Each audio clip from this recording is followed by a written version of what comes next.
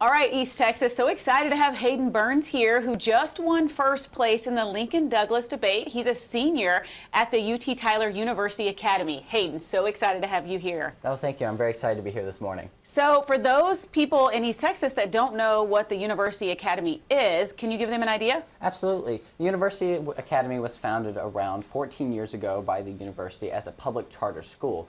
It gives the opportunity for students who are high achieving in academics to focus on STEM fields. There are two tracks, biomedical and engineering, that students get to pursue throughout their high school career. As a K-12 school, though, they're developing students throughout their entire academic careers. Now, we are also allowed to take a lot of dual credit classes through the university that allow us to be set up for success for the rest of our collegiate and future professional careers.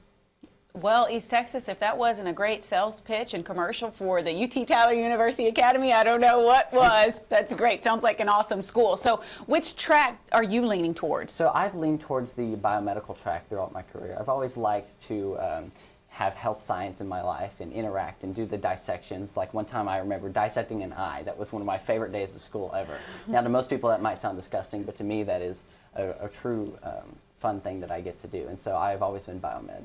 Oh, that's great. And I remember whenever I was in class like that and we had to dissect a frog, and I was like, I can't do it. I can't do it. So I couldn't go down that track. But also, you obviously have some debate and lawyer skills, too, that will serve you well as a physician. Absolutely. So going to speech and debate throughout high school, it really has taught me to communicate and how to express my ideas to others. And that's helpful no matter if you want to be a lawyer, a doctor, or even on the news. Right, exactly. And advocating for your patients, as people know, is so important. So your ability to communicate is going to serve you well in your career as a physician. So, okay, take us on the road to the Lincoln debate. All right, Lincoln-Douglas debate. For the Lincoln-Douglas debate event in UIL, which is the University Interscholastic League, we have to compete at 3 competitions. You have to compete at district, regionals, and state. So for district, you compete against every single person who's in your district. So we are district 28. And so then we will go through, actually we're District 27.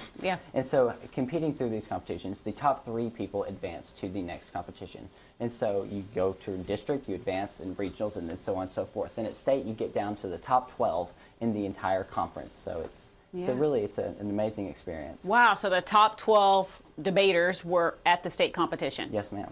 Okay, and so when you're at the state competition, are you just debating solo, or do you have a partner? So for Lincoln-Douglas, you are debating one-on-one, so just like Abraham Lincoln and Frederick Douglass did back in the day. That's pretty amazing. Okay, so and then at the state competition, how many times did you stand up to debate? So it was a 2-day competition. On the first day, we had to compete in the preliminary rounds, which were 3 separate rounds, so that would be 3 times. Then on the second day, we had the semifinal round and the final round, so a total of 5 times. And each round lasts about an hour, so it would be a total of 5 hours of debate over 2 days. Wow, that's a lot and pretty intense. What was the subject of your debate?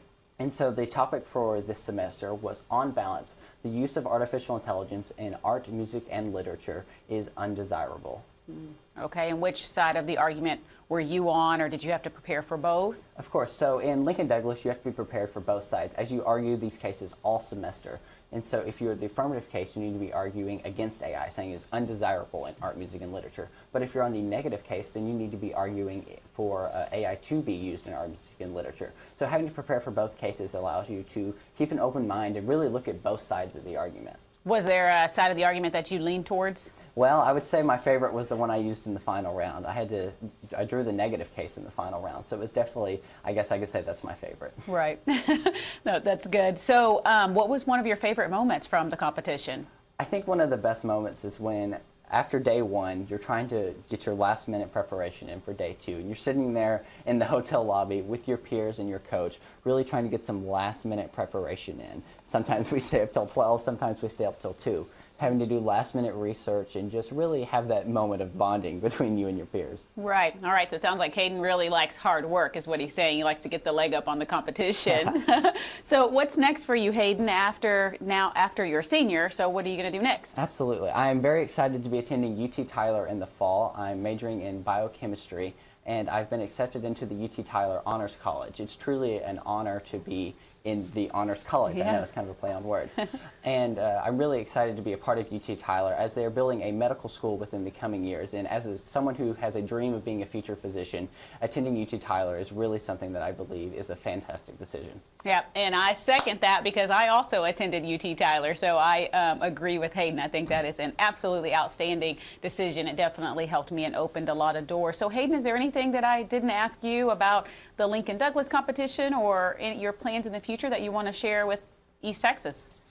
Absolutely. I think with debate in general, whether you're in speaking competitions or Lincoln Douglas, learning the ability to communicate with others is something that can serve someone throughout their entire life. And I'm very grateful for the time that I spent, especially with my coach, Mr. Enzi Chong, who was always there to help me out.